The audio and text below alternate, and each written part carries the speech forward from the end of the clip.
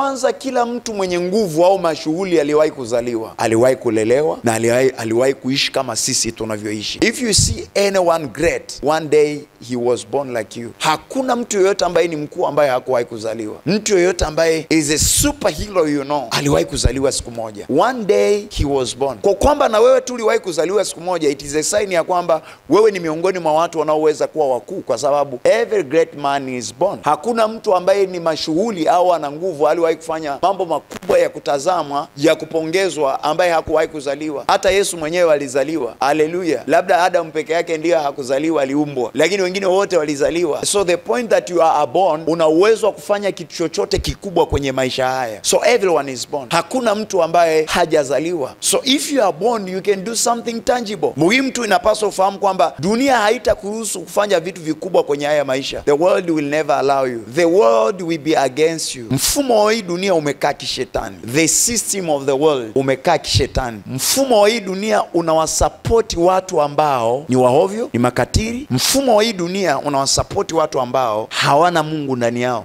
So chochote utakachotaka kukifanya kwenye hii dunia, wewe kama mtoto wa Mungu lazima uwe na nguvu ndani yako itakao kusaidia kupambana na kupata, kwa sababu hii dunia haitakusupport. Sijui kama kuna mtu ananipata. Unanipata ninachokisema? Na ndio maana kufanya makosa au kufanya dhambi ni rahisi sana, lakini kuifanya haki ya Mungu ni kazi sana. Kwa nini ni kazi? Kwa sababu mfumo wa hii dunia unataka ufanye mabaya, kwa sababu mtawala au mmiliki wa ulimwengu ni mfanya mabaya. Every time unaona watu wanafanya dhambi, sio kwa sababu wanapenda. Unapoona watu ni makatiri, sio kwa sababu wanapenda. Unapoona watu wana roho mbaya, sio kwa sababu wanapenda. Unapoona watu wanafanya vitu vya kutisha, sio kwa sababu watu wanapenda. Watu wengi wanafanya vitu vya kushangaza na kutisha kwa sababu kuna roho inayowasukuma kufanya vitu vibaya. Always there is spirit behind. Kuna roho nyuma ya kila unachokiona. Na ndio maana hata leo hii mtu akiwa mgonjwa, jua nyuma yake kuna roho inayosababisha huo ugonjwa. Kwa nini? Kwa sababu hii dunia, Biblia nilisoma ili andiko I think next week kwamba kwenye ile kitabu cha Yohana wa kwanza sura ya 5 mstari wa 19 na wa 20, anasema dunia hii ipo ndani ya mwovu, alafu na sisi tupo ndani yake. Yani shetani ndiye anayetawala dunia, alafu sisi tuko ndani ya hiyo dunia. That means sustainability ya hii dunia ni katika mikono ya shetani. So ili mtu aweze kufanya vizuri kwenye hii dunia, there is something ambayo anatakiwa kuwa nayo ili aweze kupenetrate. Usifikiri watu hawampendi Mungu kwa sababu hawajui umuhimu wa Mungu. Hapana, watu wanajua umuhimu wa Mungu vizuri sana, lakini kuna nguvu inayoonyesha umuhimu wa shetani kuliko wa Mungu. Na kwa sababu ni dunia hii, mtu anaamua kusubscribe au kuchagua upande wa shetani kwa sababu ndio iliyo rahisi kwake kupenya. So tunapozungumzia kwa habari ya ushujaa, tunazungumzia namna ambavyo una uwezo kukutana na vikwazo vingi, lakini katikati ya vile vikwazo ukawa una uwezo kusimama imara, ukawa una uwezo kupita katikati ya mambo ambayo kwenye familia na jamii yako hakuna aliyeweza kupita. Ndio ushujaa tunaosema. And lazima ufahamu kila mtu ni shujaa wa maisha yake yeye mwenyewe. Na ndio maana wewe ukifa, hata kama kuna mtetezi wa maisha yako, hana maana. Maana wewe ndio shujaa wa maisha yako. Hakuna mwenye authority ya kukutetea akasimama na wewe to the end or to the maximum. Wewe ukipotea ndio umepotea, na ndio basi. So when we talk about warriors generation, tunazungumzia aina ya watu ambao wametambua nafasi zao, alafu wakaamua kuzipigania, au akajua okay, kwa hivi ambavyo mimi nimezaliwa, I am a businessman. Alafu akafika mahali akasema dunia hii haiwezi kuwasapoti wafanyabiashara ambao hawana maagano na giza au na shetani. Akasema mimi nitaacha anasa za ujanani nimfuate Mungu. Nitaacha mambo ya ujanani nimfuate Mungu. Nitaacha mambo ya dunia nimfuate Mungu, kwa sababu ametambua kile ambacho Mungu amekiweka ndani yake. Na si kwamba anafanya maamuzi haya akijua ni rahisi. Anajua maamuzi hayo ni magumu, lakini anasema pamoja na kwamba ni maamuzi magumu, ila ninaamini Mungu atanisaidia. Watu wa Mungu, kuna age fulani kwenye biolojia tunasema age ya kuanzia miaka 16 mpaka miaka 24. Mtu kuikana zinaa bila ndoa ni kazi sana, si ndivyo? Alafu kuna miaka 45 mpaka miaka 65. Ni ngumu sana mtu kuishinda. Sio kwa sababu tu biolojia ina suggest hivyo. Kuna kuwa na roho inayosukuma watu kuwa wazinzi.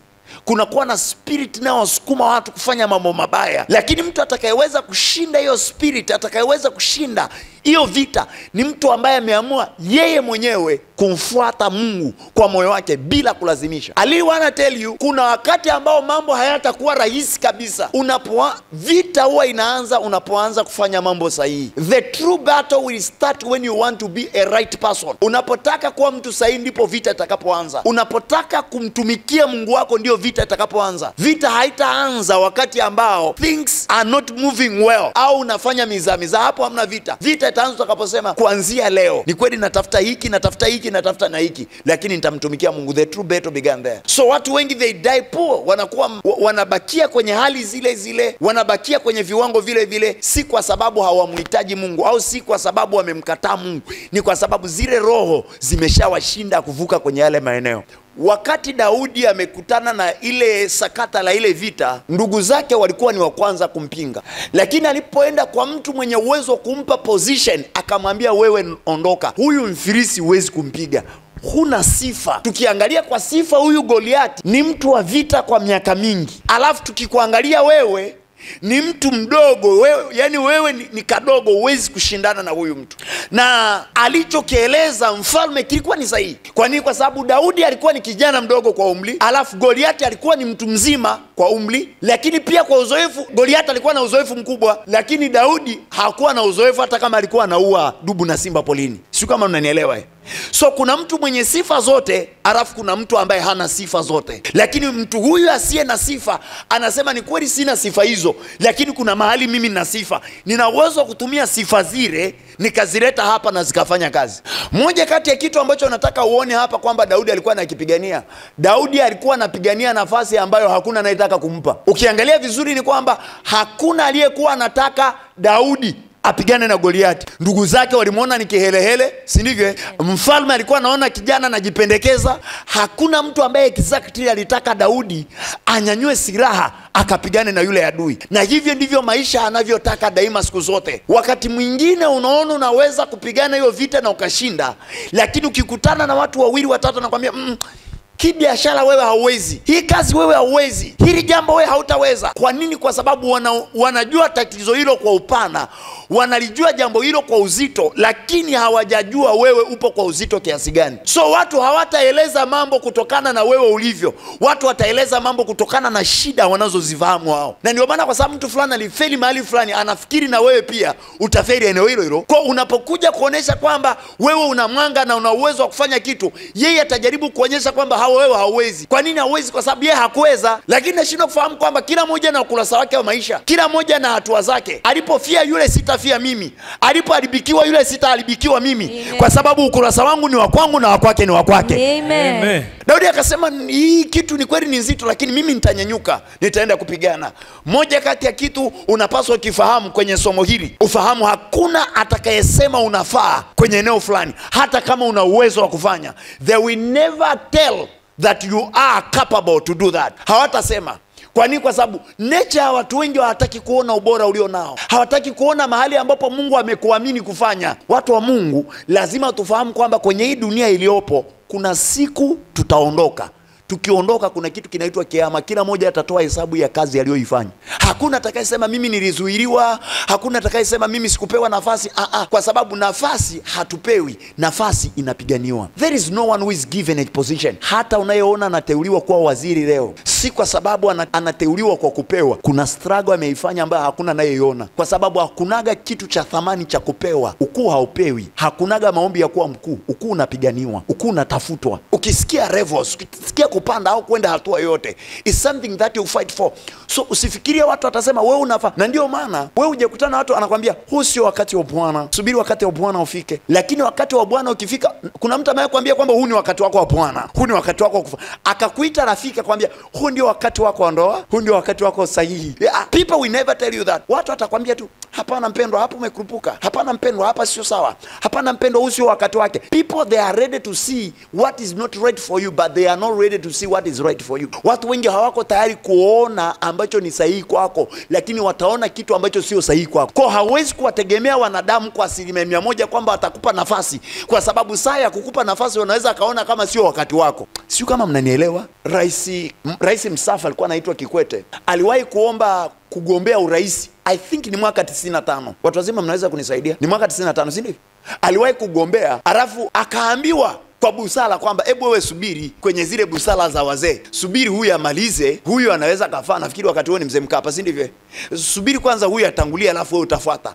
Unataka kuniambia kwamba yupo alienda kumfuata Kikwete 2005 akamwambia unafaa kuwa rais? Ebo, amnaga hiyo kitu. Ni yeye mwenyewe alienda akasema, jamani mliniambiaga muda wangu bado, sasa hivi nimekuwa. Kuna mahali usipoonesha kwamba umekuwa machua, hakuna atakaye kuamini, kwa sababu dunia haikuangalii kwamba wewe utafaa eneo fulani. Lazima wewe mwenyewe uangalie ni wapi umefaa, afu mwambie Mungu, hapa nimefaa, nipe hekima ya kuiendea hii nafasi. Mnaniona nachokisema? Watu wengi wanafia mahali kwa sababu walishaambiwaga wakati wako bado. Wanatembea na neno la wakati wako bado, na wamesahau aliyewaambia wakati wako bado alikuwaga ni mwanadamu aliye na mafunuo ya wakati, lakini wakashindwa kutembea na Mungu mwenye mafunuo ya majira. Wanadamu wana ufunuo wa wakati na Mungu ana ufunuo wa majira. Kwa mwanadamu akikwambia jambo ujue ni la wakati huo, ila Mungu anaweza akakwambia jambo la majira au la maisha yako. Sio kama mmenielewa? Sio kama mmenielewa? So sasa hivi unaweza kuwa wakati wako bado, yani ni leo, ila kesho ndo wakati wako. Kwa nini? Kwa sababu mwanadamu anakuambia kwa uwezo wake wa kuona. Kwa usikae mahali ambapo kakaa ukafikiri mtu atakwambia ile frame ambayo tulikwambia bado tayari. Watu hawakwambii, wanasikia ishalipiwa.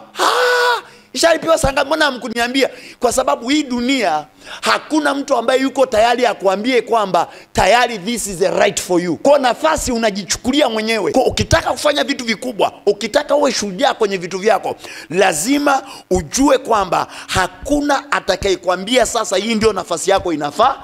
Hakuna atakayekwambia huu ndio wakati wako.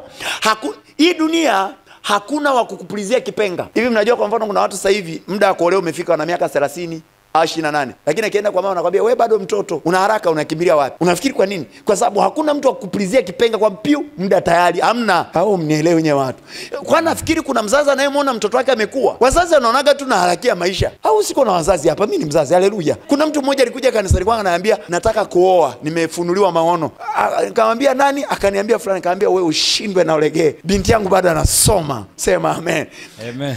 You know why? Kwa sababu mimi tu kama mchungaji kuna mabinti ambao wamekuja 2023, 2024 bado naona wadogo, lakini wanaoangalia huko nje wanaona tayari hao wameiva kabisa. Kwa kama uko na mabinti wa kike, wewe usiendelee kuona ni wa 2000, ni wa 2000 kwako, lakini kwa wenzako ni 85, wa 90 ngapi, wanaona kabisa wanafaa kuwa mama wa familia. Na ndio maana unapofundisha kikubwa ujuage wamekuwa. So hakuna mtu atakaye kupigia filimbi akakwambia muda umefika. Watu hawasemaji. Nataka ili neno lielewe. Kama unataka kupigana vita vyako na ukashinda, sababu Biblia inasema fight the good fight of faith. Pigana vita vizuri vya imani. Haijakwambia upigane saa ngapi, ila Biblia imekwambia pigana. So hakuna mtu atakayekwambia kwamba vita hii ndo saa yake. Ukilala hapo unaishia hapo. Watu wa Mungu, sio kama mmenielewa? Mungu akubariki sana.